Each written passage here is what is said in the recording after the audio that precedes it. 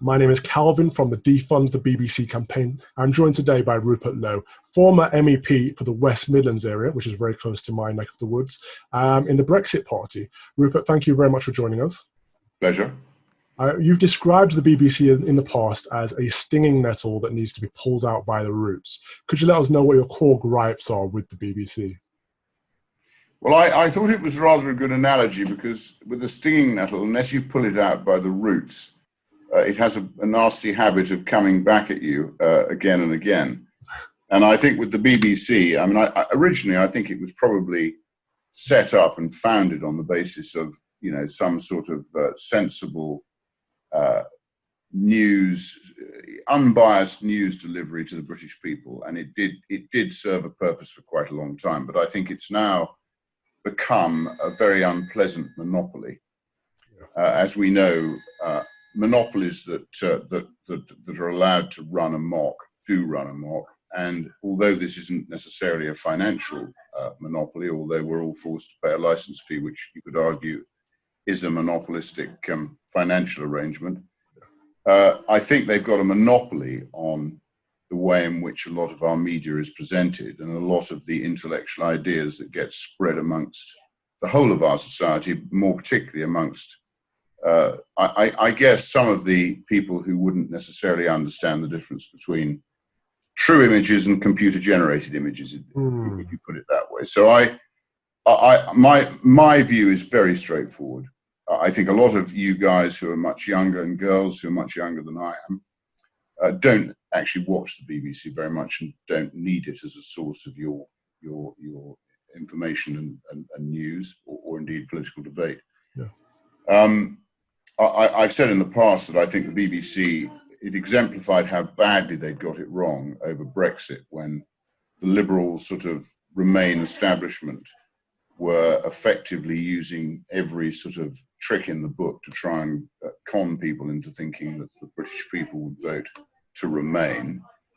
And the British people showed them that actually we are a pretty sound society. We don't like people who brainwash. We don't like people who try and bully in terms of intellectual sort of supremacy, which I think is one of the faults of the BBC. They think they know better than everybody else, and I think it was the most refreshing vote. So I really would like to see the BBC made to stand on its own two legs. Everybody calls it a national treasure. Well, it can remain a national treasure, but it should be on a subscription basis, and it should be voluntary for people to actually subscribe to it.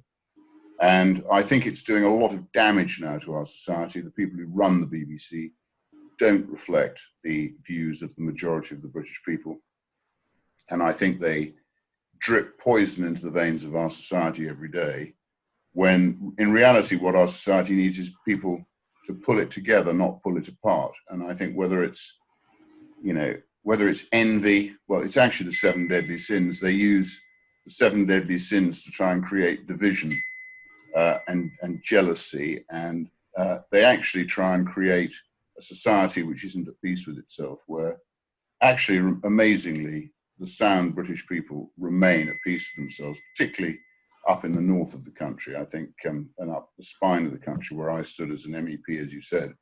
Yeah. So I met some fantastic people. They're very sound. They've got their feet on the ground, and almost to a man, they all think it's time to make the BBC stand on its own 2 feet, and it shouldn't be allowed this intellectual monopoly, which in a way is now completely outdated. I said in my previous interview, if there is a role for a sort of a BBC, it's probably back to the role it probably was founded for originally, and that's to give unbiased news to the British people, not to try and influence the way in which they view their fellow man, their fellow countrymen, or indeed events across the world. I mean, that's a good point. So you've flirted with this issue for a while now, that there's institutional bias at the BBC. Do you mean that in the things that they report or the things that they fail to report? Well, I think it's the head of the beast. They always say fish rots from the head. And I think the head of the BBC, it's not to say everybody who works in the BBC is bad. I don't think that's the case. But I certainly think the brains of the animal is now out of kilter with the rest of the organization. And the problem is, when you have a monopoly, for instance, they're interviewing politicians who have a finite term, and they know as a monopoly that they're going to outlive the politicians, the elected politicians who are effectively the people's representative. So a lot of the time you watch them interviewing, they're incredibly arrogant. They don't show the respect they should show for the elected politicians. They don't, they try and trip them up. It's not as if they're doing what I believe they should be doing if they were being responsible in terms of trying to bring people together and create a united society that actually, there's never been a time when it's more important that we all pull together. COVID-19, or the plague, as I prefer to call it, I think again, we've overreacted now. I think we did too little too late. We're now doing too much too late. But I think the economic effects of it, and we've seen some announcement today about the economy, it's going to be horrific, and it's going to mean that people lose their jobs, and you're going to have a very fertile environment for people to be influenced by the sort of poison that the BBC drip into the veins of our society. So we really all need to pull together, because without people who are going to stand up, create wealth, create jobs, actually do what our people are the best at, which is they're entrepreneurs. They develop, they invest. They're obviously not very good sometimes at long-term exploitation of the ideas they come up with. We tend to come up with the idea and allow somebody else to profit from it. But we have got an incredibly inventive population. And what we want to get everybody to work together and create jobs through innovation, entrepreneurship, investment, not through taxes and more state. We need to cut the state. It's the state that's the con. And again, the BBC propagates this view of the state as being a benefit. The state is a dead weight around the neck of all of us. We all pay our taxes, our national insurance, our small companies collect pensions, they collect VAT. And at the end of the day, the people who actually do nothing to contribute to the wealth of our country are the bureaucrats, the politicians, the civil servants. They do nothing. And the problem with the plague is it's given them a reason to exist. So they now, instead of giving us guidance, they now lecture us on whether we should wear a mask, whether we shouldn't wear a mask. They lecture us on whether we should go out of our homes, whether we shouldn't go out of our homes. In my view, and I said they did too little, too late. Cheltenham Festival was allowed to happen, and it infected large portions of the West Midlands. And a week later, we were in lockdown. Right. So, look, we all know that central planning doesn't work. The communists tried that in the USSR, and it lasted a generation and then collapsed. The last thing we need is an organ of the state like the BBC, and the fact that we are forced to pay for it and get a criminal record when we don't deliver our 100 and whatever it is, £50 a year, it's scandalous. And why people don't get more upset and alarmed by it, I really don't know. But it's time for it to go. This is all very sound. So it sounds to me like you think the BBC has become politicized. Have you personally had any negative experiences with them?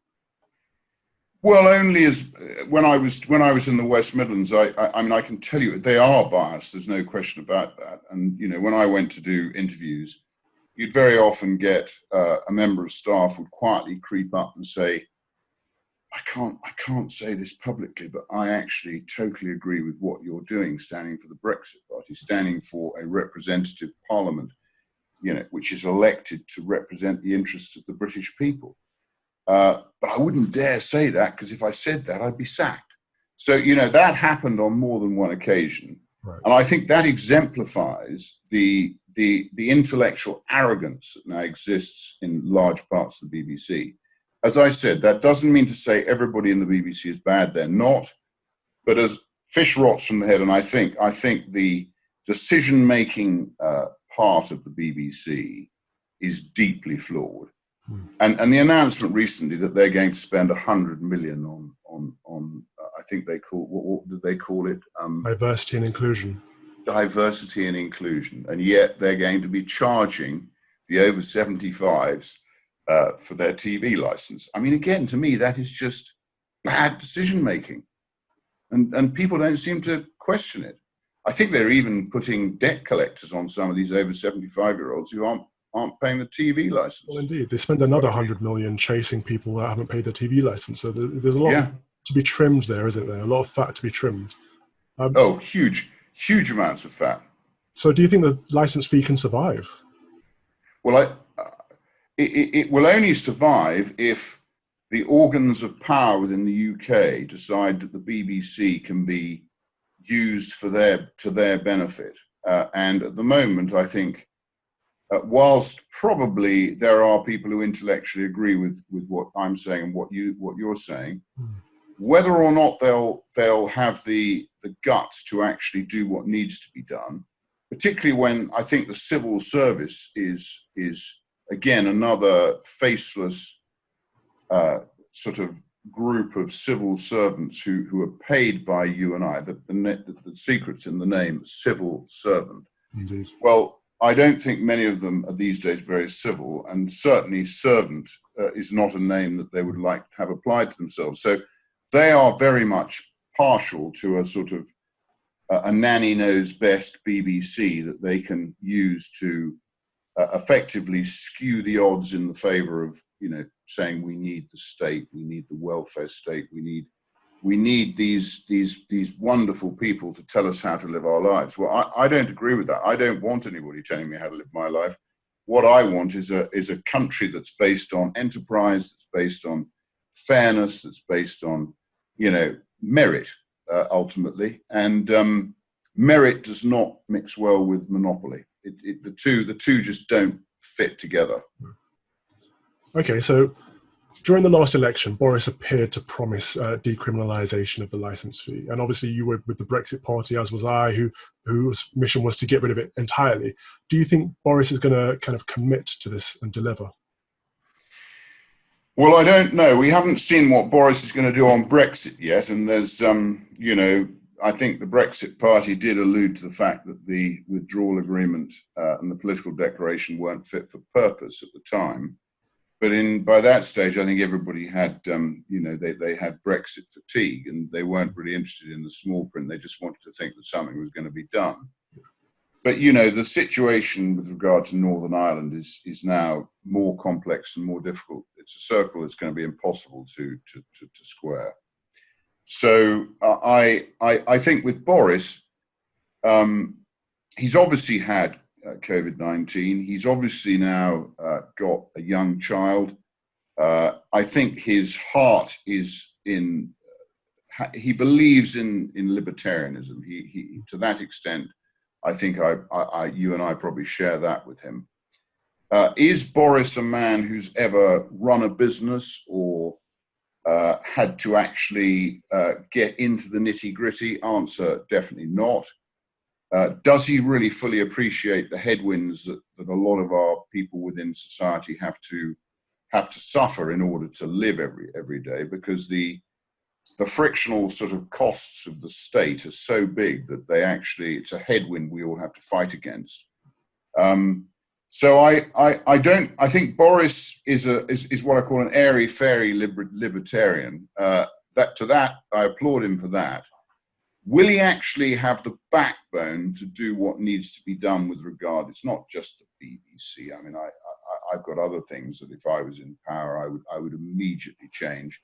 Student loans and student debt is something that's got to be resolved. There are many other things that just require somebody who's got some principle and some backbone to actually pick it up and deal with it. And I think. So I applaud Boris for being a libertarian. Do I think he's got enough backbone to deliver? Probably not. Okay, so that's interesting because he's also rumoured at the moment to be talking about considering Amber Rudd as the next chairman of the BBC. What are your views on that? Oh dear. Oh dear. That says it all, doesn't it? I think it does pretty much. What? further, that's fine. I understand.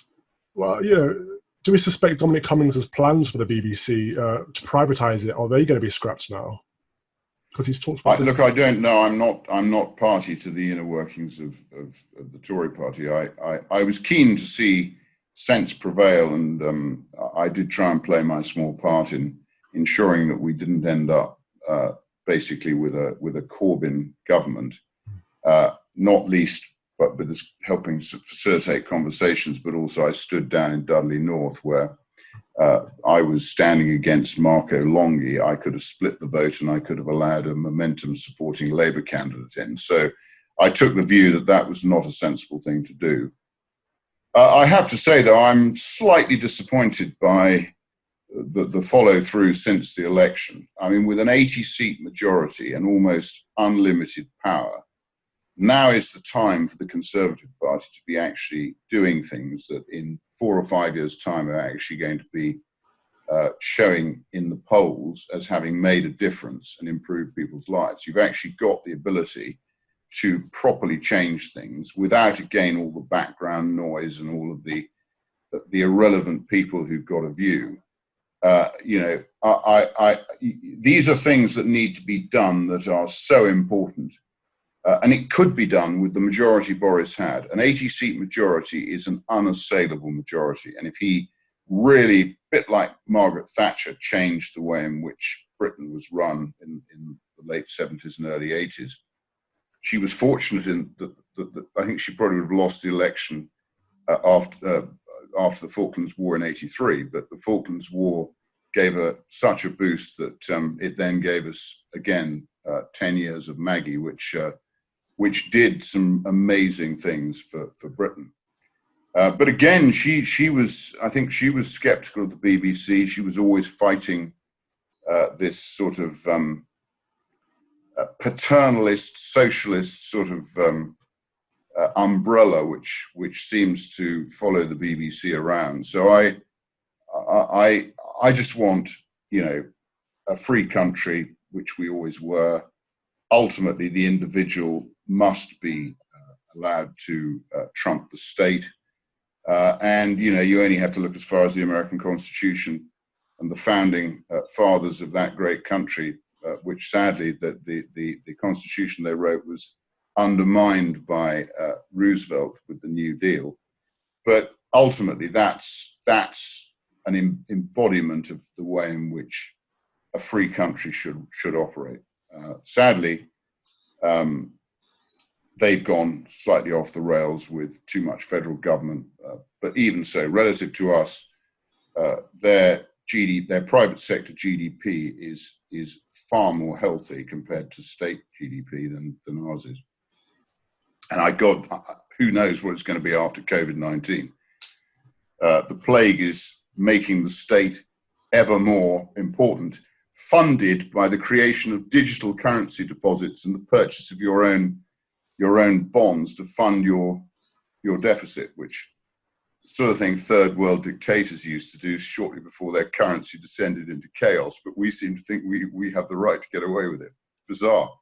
I'm with you on this stuff. I think we could talk about the large state all day, but thank you very much for joining us to discuss Defund the BBC, Rupert Lowe. It's been fantastic. Pleasure. Well, keep going. I think you're all doing a fantastic job.